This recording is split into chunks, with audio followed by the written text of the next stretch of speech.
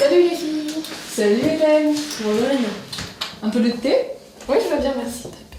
Alors, comment s'est passée ta journée? Très bien, merci. J'ai lu plein d'histoires de femmes super intéressantes dans les archives. Et c'est ça. Mais non, mais là, franchement, les bénédictines, mais on a l'impression qu'elles sont cloîtrées dans leur monastère, mais en fait, c'est pas du tout ça. Des fois, elles se retrouvent à s'exiler en Russie. Et franchement, j'aimerais vraiment vous en parler.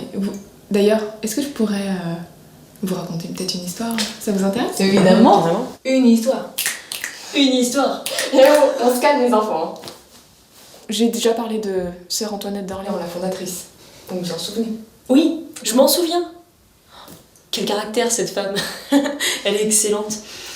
C'était la princesse qui rêvait de devenir une religieuse pauvre et sans pouvoir. Où elle a secrètement bâti un... Non, pas bâti. Fait bâtir un monastère. Fait bâtir un monastère à Poitiers. À Poitiers. Et le plus intéressant, c'est que justement la sœur abbesse de Fontevraud ne l'a su que la veille du départ. Parce que ça risquait de compromettre tout le projet. Oui, Mère Antoinette, c'est vraiment une figure, notre fondatrice, une femme de caractère, c'est vrai. Une femme aussi d'une histoire qui a une histoire tourmentée, issue de la grande noblesse, et toujours contrecarrée dans ses projets.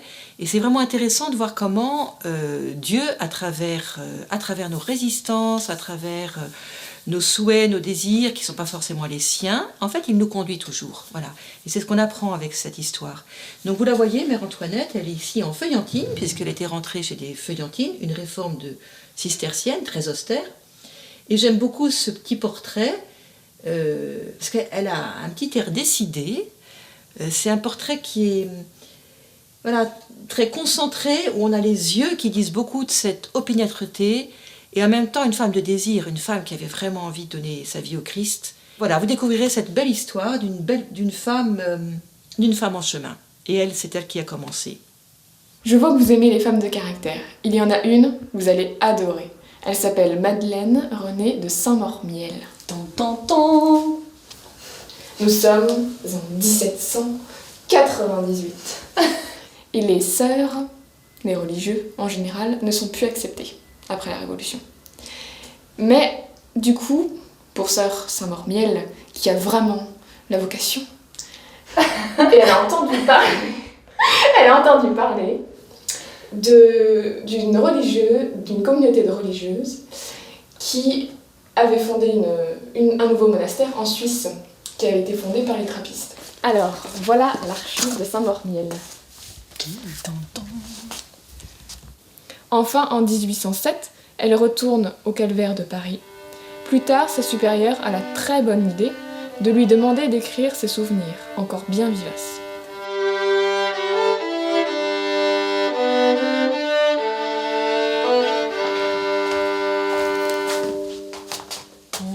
Voilà ma salle d'archives. Alors, si je prends mon instrument de recherche, vous voyez, j'ai sœur Madeleine Renée de Saint-Maur-Miel en 7B. Donc, si je prends ma boîte, B, ici. Alors,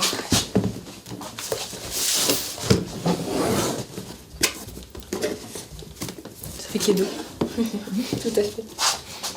Alors, non, ça c'est... Donc ça c'est la martyre plutôt de la Révolution, sœur Rosalie de la Sorinière. Et donc là, nous avons Madeleine Renée de Saint-Maur-Miel. Voilà les archives.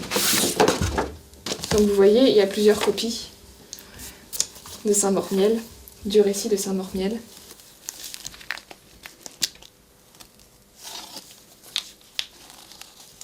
Et parfois, quand je lis l'histoire d'une de ces personnes, j'ai vraiment l'impression de les rencontrer.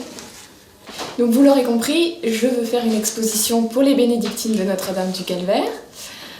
Il y a beaucoup de figures de femmes qui sont très intéressantes pour la congrégation. Donc vous voyez combien Hélène est enthousiaste, et pour nous c'est une vraie joie. Soutenue par Marion et Victoire, nous sommes sans crainte. Cette exposition va voir le jour, et je pense que ce sera une belle exposition de figures féminines qui vont jalonner notre histoire figures féminines, donc depuis Mère Antoinette, la mère de Goulaine qui voyait son ange gardien. On a aussi une sœur converse assez extraordinaire qui nous a fait échapper au jansénisme en lançant par-dessus le mur de clôture des papiers. Il y a aussi l'histoire de la fondatrice de Jérusalem, une très belle figure d'une Bretonne, des femmes qui ont traversé. Ça nous dit vraiment de ce que c'est qu'une vie donnée et puis une aventure avec le Christ, à la suite du Christ. Si comme nous, vous avez aimé l'histoire de Sœur Saint-Maur et que vous aimeriez en savoir plus sur les femmes d'exception de cette congrégation, vous pouvez aider notre cher colocataire pour réaliser cette exposition et dépoussiérer les archives. Un grand merci d'avance pour votre participation.